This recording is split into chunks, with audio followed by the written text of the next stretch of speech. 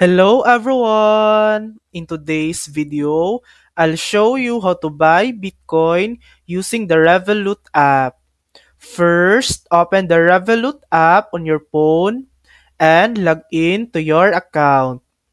Once you're in, tap on the Crypto tab at the bottom of the screen.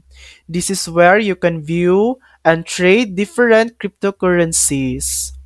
Next, tap on Trade, then search for Bitcoin from the list. You can also find it easily by sorting by market cap, it usually at the top. Next, tap Buy, then enter the amount of Bitcoin you want to purchase. You can choose which balance or currency you'd like to use for the transaction. Tap Review Order to check the details, including any fees, and once you're ready, tap Confirm Order to complete your purchase. And that's it! Your Bitcoin will now appear in your Revolut crypto portfolio. And that's how you buy Bitcoin on the Revolut app. Thanks for watching!